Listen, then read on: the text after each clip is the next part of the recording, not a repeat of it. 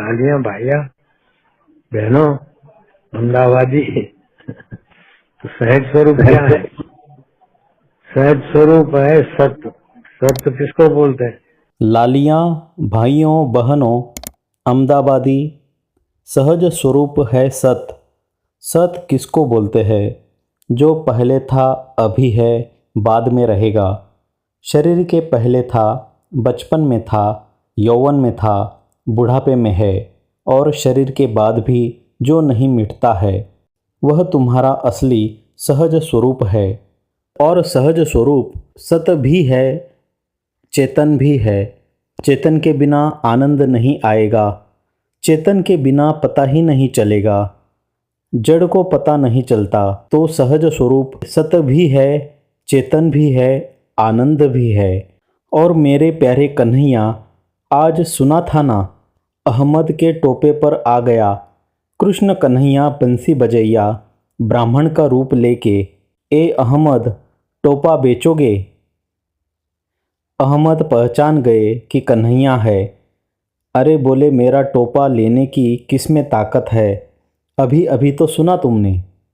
तो तुम्हारा सहज स्वरूप कर्षित, आकर्षित, आनंदित, कर्षित कर दे, आकर्षित कर दे, आनंदित कर दे, वह है तुम्हारा सहज स्वरूप। कृष्ण अपने सहज स्वरूप का सुमिरण भी करते थे, उसमें रहते भी थे और चलते फिरते अपने सहज स्वरूप की मस्ती बांटते भी थे। तो आज जन्माष्टमी है, यह प्यारे कन्हैया का अवतार है, इसलिए कि तुमको पता चले कि हमारा भगवान आँखों से देखा जाता है, हाथ से छुआ जाता है, हम उसके साथ बैठकर खा सकते हैं और वो हमको ठुंगा भी दिखा सकता है। हम उसको छचियन भरी छाछ पर नचा सकते हैं। हमारे ऐसे सहज स्वरूप कन्हैया का अवतार अथवा अंतरात्मा अवतार है। हम दुखी क्यों हैं? दुष्ट इच्छाएं, दुष्ट वासनाएं, दुष्ट चिंतन से हम दुखी है। सहज जीवन, सहज सत्संग, सहज स्वभाव से चाहे कुछ भी हो जाए, सहज स्वरूप को संभालो, आनंद है। तो श्री कृष्ण रोज सुबह उठते हैं ना, मैं सहज स्वरूप सच्चिदानंद हूँ, आनंद हूँ, इतनों को हंसाऊंगा, इतनों के दुख दूर करूंगा, ऐसा चिंतन करते और अपना दिवस आरंभ करते थे। तुम भी शुरू हो जाओ, तुम्हारे बाप का क्या जाता है। मैं सत स्वरूप आत्मा हूँ, चैतन्य स्वरूप हूँ, आनंद स्वरूप हूँ। ओम ओम ओम। नींद खुल जाए तो खुल जाए, आँख न खुले और सहज स्वरूप की स्मृति हो जाएगी, क्या तुम्हारा जीवन धन्य होगा। रतलाम वाले तो यह शरीर रतलाम में है।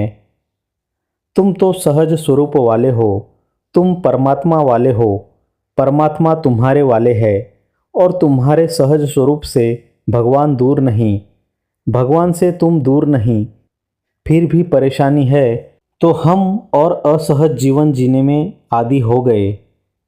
तो उत्सव, सत्संग, पर्व, दीक्षा, शिक्षा हमें अपने सहज स्वरूप के तरफ ले जाने का अवसर देती है। अलीरामपुर, अहमदाबाद, भावनगर, रतलाम, ये सब धरती पर कल्पित शहरों का नाम है। वास्तविक में पृथ्वी है और पृथ्वी भी वास्तविक नहीं है, बनती है, बिगड़ती है, बदलती है। वास्तविक सहज स्वरूप है, उसको नानक जी बोलते हैं आदि सत। सहज स्वरूप आदि में सत्य था, सृष्टियाँ नहीं थी तब भी वह सत्य था। जुगात सत, युगों से सत्य था, है भी सत, अभी भी है वो, और नानक हो से भी रहता भी सत्य। तो तुम्हें मार सके या दुखी कर सके, यह बेवकूफ़ अज्ञान है। कृष्ण बोलते हैं अज्ञानेन आवृत्तम ज्ञानम, अज्ञान से जिसका सहज ज्ञान ढक गया है, ते ही मोहंती जंतवा, वो जंतु मोहित हो जाते हैं। अर्जुन, तेरे को मोह हो गया, यह मेरे कुटुंबी है, यह मेरे फलाने हैं, ऐसा है, वैसा है, मैं संन्यास लेता हूँ। संन्यास लेता तो पहले, अब उनको देखकर मोह में पड़ के संन्यास लेता है तो स्वधर्म निधनम श्रेयम, अपने स्वाभाविक धर्म में मर जाना अच्छा है। पर धर्म भयावह, दूसरे का धर्म दुख देने वाला है, तो हमको सहज धर्म बताने वाला सनातन धर्म, हम कितने भाग्यशाली है।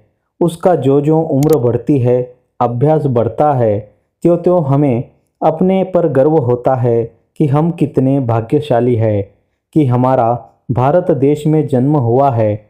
और देशों में ऐसा तत्वज्ञान इतना खुला मिल जाए संभव ही नहीं है। भारत में तो जन्म हुआ है और हमारे हृदय में श्रद्धा है।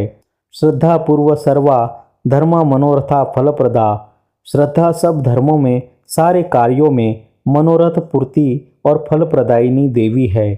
श्रद्धा है तभी तो स्कूल जाते हैं, पास होंगे। श्रद्धा है तभी तो गुडविल देकर, पगड़ी देके मकान दुकान खरीदते हैं। श्रद्धा है तभी तो पढ़ाई करते हैं। ऐसे तुम अपने श्रद्धा के प्रसाद को, श्रद्धा का जहाँ से उद्गम होता है और श्रद्धा का जहाँ सदुपयोग होता है, वो सहज स्वरूप में श्रद्धा करो। हो के क्या होगा, दुख आया है ना, देख लेंगे चलो।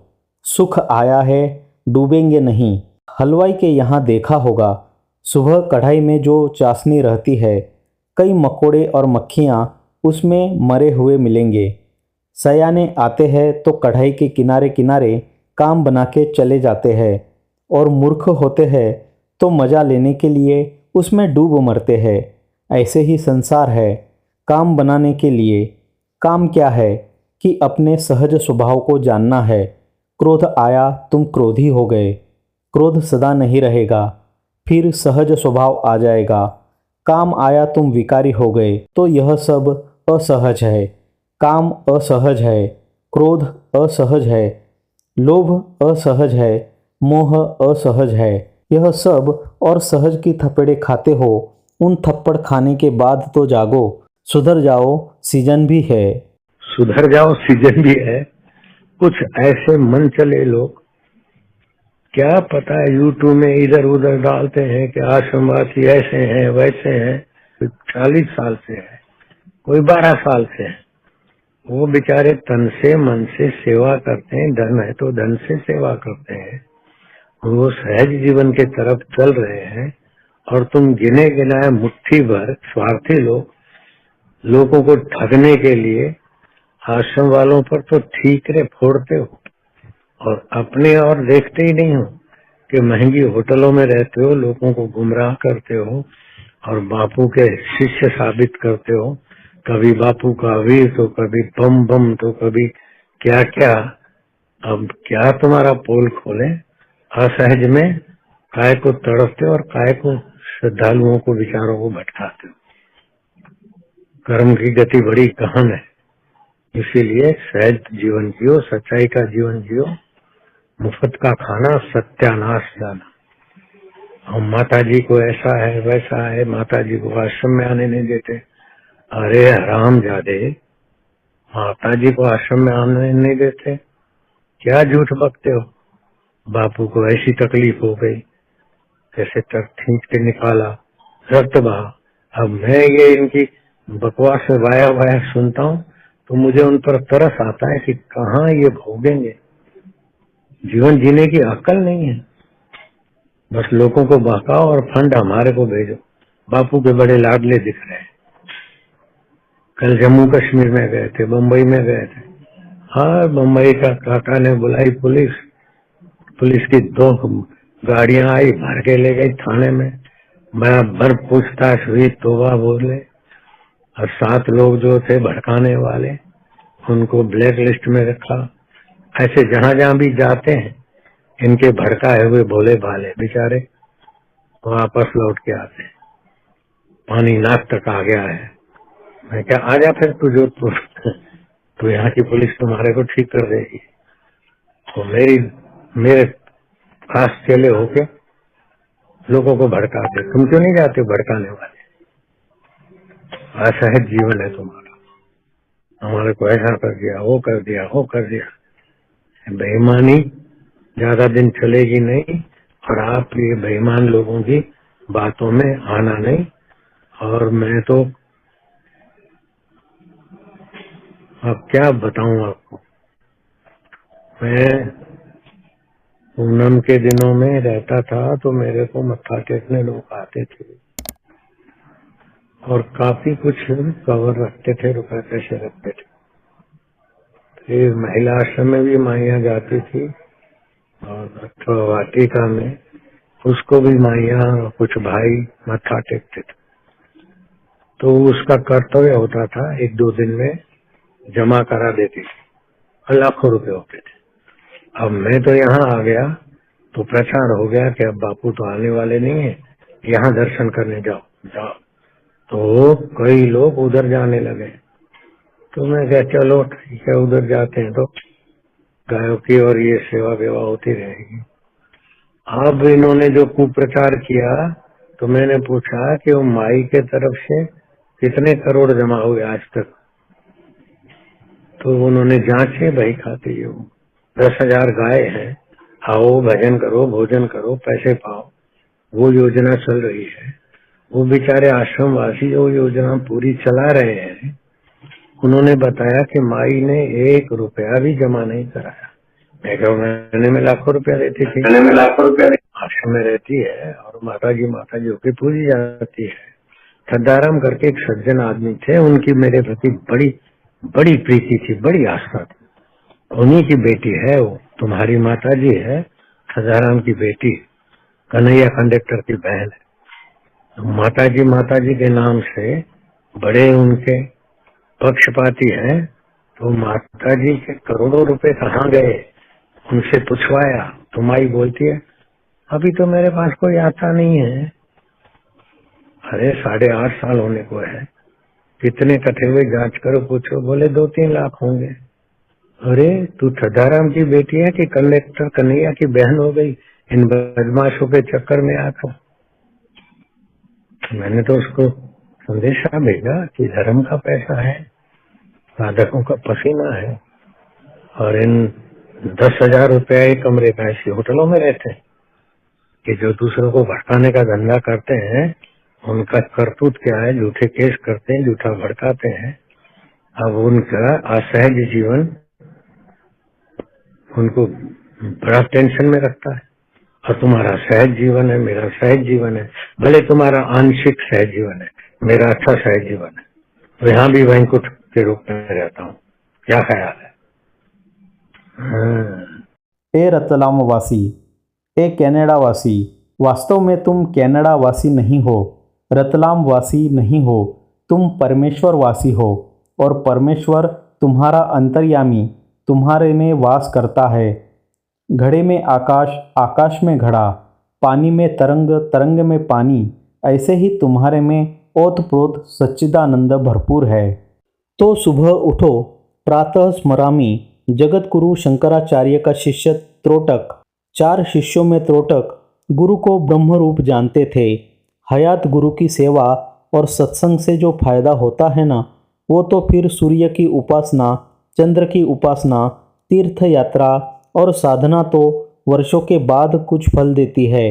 और भगवान कृष्ण ने भागवत में भी कहा कि ऋषियों के चरण धोए तो तुरंत पहचान गए कि माधव तुमको क्या लेना है, बेटे का आशीर्वाद लेना है या धंधे रोजी की आशीष चाहते हो, हम जानते हैं। तब कृष्ण ने कहा, 10वें स्कंद 84वां अध्याय मैंने पहले भी कहा हुआ है कई जगह पे। तो बोले तीर्थों में और उपासना में वर्षों के बाद अंतःकरण में धर्म लाभ होता है, लेकिन तुम्हारे जैसे महापुरुषों के दर्शन मात्र से धर्म, अर्थ, काम और मोक्ष के द्वार खुल जाते हैं। इसलिए मुझे चरण धोने दो। तो श्री कृष्ण का कैसा जीवन है, इतने महान भगवान नारायण का अवतार है और ऋषियों के चरण धोने में उनको कोई संकोच नहीं होता। सचिन भरी छाछ पर नाचने में संकोच नहीं होता। आजकल किसी को कोई बड़ी नौकरी मिल गई, बड़ा व्यापारी या सेठ हो गया, तो बोले ड्राइवर नहीं है, हाथ पैर टूट गए। अरे ड्राइवर नहीं है तो तू चलाता था, अभी भी चला, ले ले, क्या बड़ी बात है। मेरी इम्प्रेशन, अरे तेरी इम्प्रेशन की ऐसी तैसी, ये असहज है। बच्चा प्यारा क्यों लगता है, सहज जीवन है। एक नेता ने अपने बच्चे को कहा, बेटा मैं बेसमेंट में घुस जाता हूँ, वो लोग आएंगे, बोलेंगे मिनिस्टर साहब कहाँ है, हमको वायदा किया था पानी का, सड़क का, बिजली का, वायदा नहीं पूरा हुआ, मेरे को घेरेंगे, सिर खपाएंगे, मैं बेसमेंट में चला जाता हूँ। तू बोलना पापा घर नहीं है। उसने सारा कुछ पापा ने ऐसा कहा और उन्होंने बोला कि पापा ने कहा कि उनको बोल देना पापा घर नहीं है। तो उस निर्दोष सहज जीवन जीने वाले बच्चे पर वो रुष्ट आए लोग भी हंस पड़े और धन्य धन्य हो गए। और वो बात कहते हुए भी मुझे हंसी आती है और आपको भी हंसी आ गई होगी। ये सहज जीवन है। बच्चे प्यारे क्यों लगते हैं? क्योंकि सहज जीवन है। उनका काम दबा है, क्रोध दबा है, लोभ दबा है, मोह दबा है, अहंकार दबा है, इसलिए प्यारे प्यारे लगते हैं। और महापुरुष प्यारे क्यों लगते हैं? वितराग, भय, क्रोध, उनका राग, द्वेष, आकर्षण, विकर्षण व्यतीत हो गया है। तो व्यतीत कैसे हो? साधन भजन करके सद्गुरु की कृपा दृष्टि पड़ी और ब्रह्म ज्ञान दिया तो सहज जीवन हो गया। अर्जुन कृष्ण साथ में है, लेकिन ऐसा होगा वैसा होगा, विराट रूप को दिखाया तो भी वो भयभीत हुआ, तो भय भी नहीं गया, मोह भी नहीं गया, क्योंकि मायावी रूप देखा। तो कृष्ण ने देखा कि इसको सहज स्वरूप का ज्ञान जब तक नहीं देंगे तब तक इसका मोह भंग नहीं होगा। तो श्री कृष्ण ने कृपा किया और पूछा, अध्यात्म की मुंचते, आध्यात्मिकता क्या होती है पता है तेरे को? आदि दैविक क्या होता है? आदि भौतिक क्या है? तो अर्जुन को लगा आई डोंट नो, ये मैंने मिलावट किया है, मैं नहीं जानता हूँ। तो बोले बड़ा अपने को चतुर मानता है, उत्तिष्ठ, उठ, खड़ा हो और जागो। और पहले आदमी जागता है और फिर खड़ा होता है। लेकिन कृष्ण ने बहुत सार बात कही, उत्तिष्ठ, पहले उठो, जागो, जागृत पुरुष है जो अपने सहज स्वरूप में जगे। उपदेश देंगे, हो गया, ज्ञानिना तत्वदर्शिना, जो आत्मज्ञान पाए हुए है तत्वदर्शी उपदेश देंगे। ऐसे तत्वदर्शी बापू के आश्रम में बुरी नीयत वाले तुम कहाँ जाकर भोगोगे? ऐसे तत्वदर्शी बापू के आश्रम में बुरी नीयत वाले तुम कहाँ जाके भोगोगे? आश्रम पे कब्जा करने के लिए क्या क्या करते हो?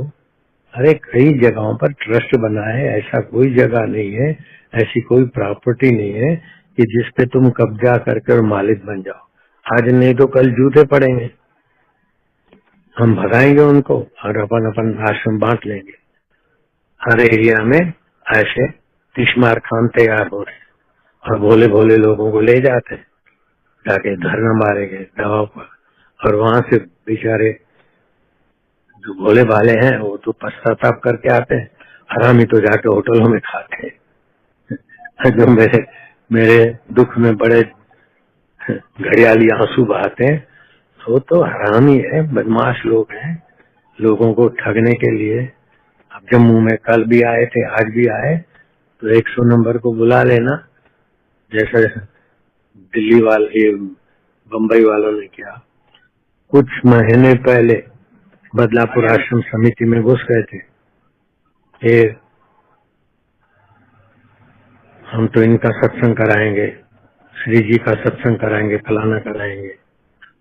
अब श्री जी क्या लगती है तुम्हारी हम जानते हैं, और श्री जी की माँ मेरी क्या लगती है मैं भी जानता हूँ, और तुम्हारा इरादा क्या है मेरे से छुपा नहीं है। मैंने डोंबे वाली समिति वालों को संदेशा भेजा कि यहाँ तो दिन में 2 बार टिफिन आता है, तो हमारा समाचार धड़ाधड़ पहुंच जाता है।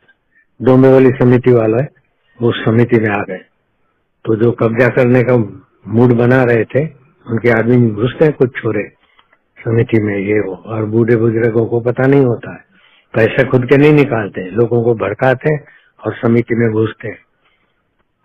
तो ये कब्जा करने का इरादा कर रहे थे। डोंबे वाली समिति आई, देखा कि अब हमारी दाल नहीं गलेगी, तो भागे। फिर पुणे में आनंदी आश्रम में माता जी को रहना, अरे वो बुढ़िया बेचारी बीमार हो रही थी, हम इंटरकॉम पे उससे बातचीत करके उसको उत्साहित किया, तब तो चलने फिरने लगी। अब उसकी छोरी को, माँ को आगे करके, क्या पता क्या करना है वो जाने। और फिर शीतल करके है, आश्रम में आई थी, लेकिन वो भी उस टुकड़ी में आ गई। और दिल्ली में जाते हैं, प्रोग्राम होते हैं, तो फ्लाइट की टिकटें दो दो तीन तीन व्यक्तियों से मंगवाती है। अरे तुम क्यों बेईमानी करते हो? बापू की बेटी कहलाती हो अथवा तुम शीतल कहलाती हो, ऐसा क्यों ठगी करते हो? तो ये सब असहज है। सहज जीवन ठगी नहीं कर सकता, सहज जीवन दुखी नहीं हो सकता, चिंतित नहीं हो सकता। तो फिर मेरे पास आई बात, और फिर वहां की समिति वालों ने मीटिंग लिया। अब माता जी को इस उम्र में शौक कैसे जगा? अहमदाबाद वाटिका में है और जगह है, आओ तुम माता जी के बहाने, तुम्हारा स्वागत करेंगे 5 से स्प्रे के बाद। मेरा इंतजार, हाय।